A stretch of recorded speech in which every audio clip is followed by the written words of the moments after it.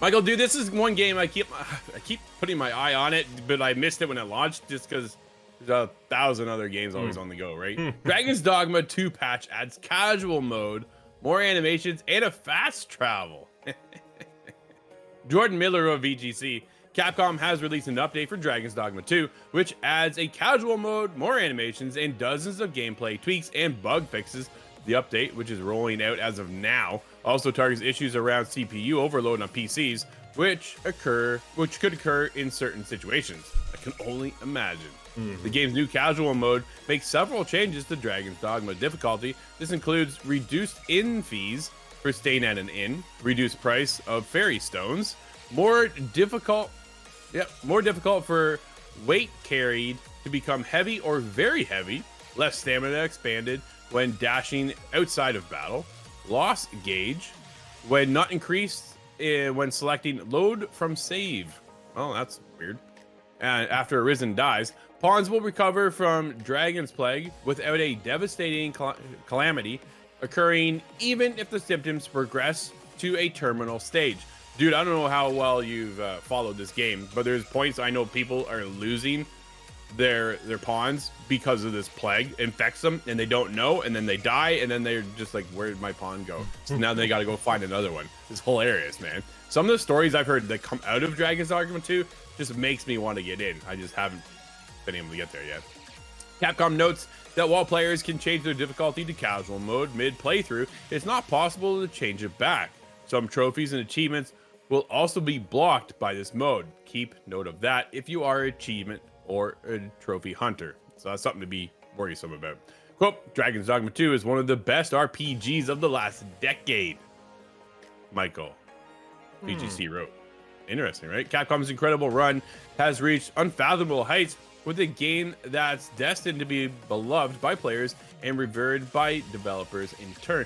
Dude, did I just miss Game of the Year? Maybe. I haven't heard enough hype about this game to say I don't think it's going to be Game of the Year. I think it'll be maybe in the receiving votes category, but I don't think it's going to be that high. I'm interested. So, have you checked it out at all? Have you been following it? What are your thoughts on this in the casual mode? I remember something about the whole the fast travel not being a thing. They want you to really take your time going from point A to point B, even if that takes you 20 minutes to get there. It is one of those things. Yeah, I've been in the same boat as you. When it first came out, I was like, I'll keep an eye on it. It's had some interesting things, but as you said, with so many games coming out, it's one of those where I'm like, all right, it doesn't quite have that hook, but if there's ever an opening, it's definitely something on my list to check out. I think fast travel is one of those. I feel like in games, I understand what they're saying. That one seems a little bit more mandatory to me. At least if I go from A to B, let me go back to A and then back to B, right? I have no problem making me do the journey the first time, but it's the second or the third or the fourth time that gets a little frustrating for me for sure. But I'll be honest, I have no problem with casual mode. I don't think the game is going to be hard enough if I play it where I'm going to put it on casual mode, but I think that one of the things is it just gets more people into your game, right? And that's what you want at the end of the day. You want more people who are going to talk about this game. If you love this game, you want more people to hop in. And if that's what a casual mode does, then that's great. As they said, you can turn it on. It's not like you're forced to do it. Now, I think the fact you can't turn it on and off, a little interesting, but I guess that's where to prevent, like, okay, I'm going to turn on casual mode. I'm going to cheese the Dragon's Plague. All right, now I can turn it back on because my pawns have recovered. So I understand that. But yeah, no, I think casual modes are absolutely fine. I think it just adds more accessibility to games. That's what you want at the end of the day. You want more people on your game. You want more people talking about your game. You want to get more fans on your game. I think it's absolutely awesome that they're doing this. Interesting it took so long to put it in. I think it's one of those, you got to put that in at launch. Get people into your game. Yeah. But so far, it's one of those games I need to check out, Drew. We just need a quiet month, which will happen in like April of 2025. Maybe, right? Because we're reaching at the end of the year and things are still only picking up. And they got some big games still ahead of us. That's the other side of it too, right? We're not quite done yet, but maybe over the holidays is one of those, hey, do we get a sale? Do I pick it up then? And do I jump in? Right? Maybe that's when I can actually sink my teeth into it. Because I'm worried too. It's one of those, buy the game, dude, I just don't have the time because we're on everything else. But yeah, like you say, the casual mode, I think is a nice feature. Too bad they didn't have that at launch, right? Creates that conversation. Sometimes there are games that were on review, and I'm like, yo, I'm going casual mode because I got to get through the game. Let's get through it, experience, how's the story feel, this, that, and the other, a little bit of light combat, and away we go. Often do that, just due to time constraints, right? I don't want to be sitting there often bashing my head in the wall with an Ultra. That's once in a lifetime for me. So it's one of those moments, right? Can we do this? Can we get in there? The whole fast travel thing is cool.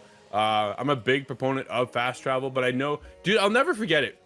I can't remember who it was, but they said they never fast travel. Never.